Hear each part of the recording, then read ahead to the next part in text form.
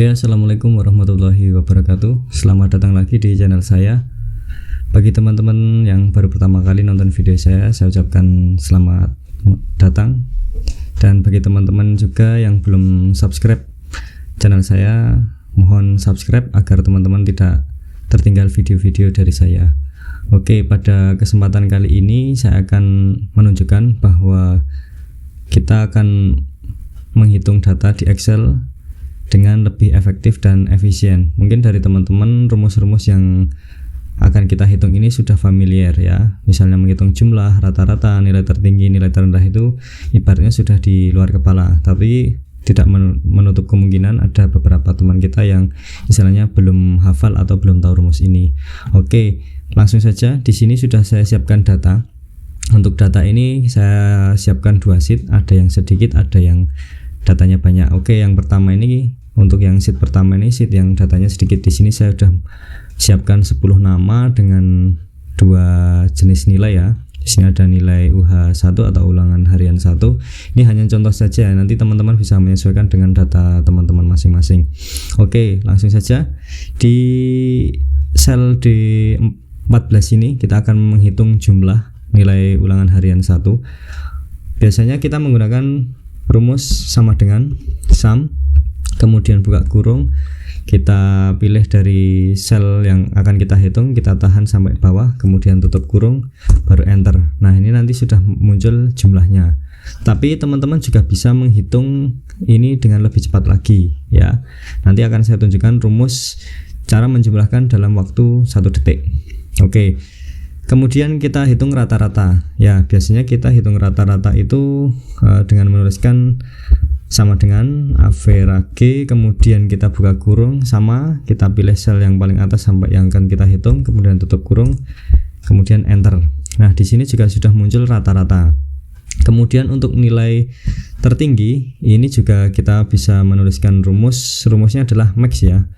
Max, kemudian kita buka max, kita buka kurung, kemudian kita drag seperti tadi, kita tutup kurung, enter. Sama juga dengan yang nilai terendah, sama dengan min, kemudian kita buka kurung, kita pilih data atau sel yang akan kita hitung, kita tutup kurung, enter. Nah, untuk data yang di sampingnya ini kita bisa dengan mudah atau gampangannya kita tarik saja atau kita drag. Di sini ada tanda plus hitam ya. Kalau sudah plus hitam ini kita geser. Nanti otomatis ini datanya juga akan menghitung yang atasnya. Kita lihat ya. Nah, ini sudah seperti ini. Oke, mungkin ada cara yang lebih efektif lagi karena ini datanya sedikit. Jadi kita masih bisa menulis kemudian memilih. Tapi kalau misalnya ini ya, saya contohkan datanya banyak. Di sini saya siapkan 50.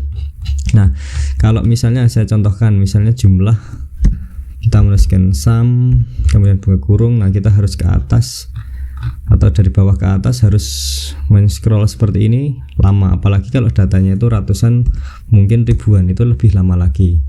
Nah, di sini akan saya tunjukkan sebenarnya ada cara yang cepat. Nah, di ribbon pada tab home ini sebenarnya sudah disediakan tool atau alat yang bisa kita gunakan untuk ibaratnya biar pekerjaan kita lebih hemat waktu ya. Nah, di sini ada satu tool berbentuk seperti huruf E ya, sigma seperti itu.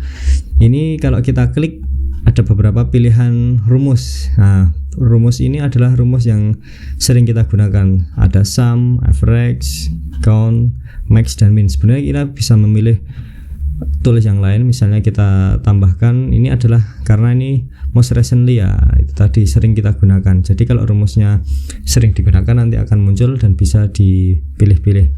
Karena ini yang sering kita gunakan maka di sini muncul itu. Oke, karena ini 50 data tadi, kita coba dengan ini ya, dengan cara ini. Dari sel D53 kita pilih tool ini, kemudian kita pilih sum. Nah, ini sudah sampai atas. Kita nggak usah nyekrol dari bawah ke atas ataupun atas ke bawah. Jadi kalau datanya banyak ini sudah otomatis. Tinggal kita enter, sudah muncul jumlahnya.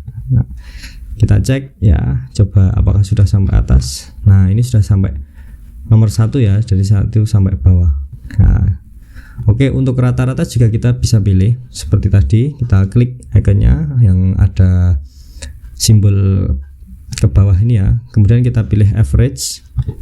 Nah, kita harus berhati-hati untuk average ini karena dengan tool ini itu akan memilih data yang di atasnya, tetapi di sini karena sudah ada data jumlah tadi, kita jangan lupa untuk sedikit merevisi ya, kita naikkan sedikit.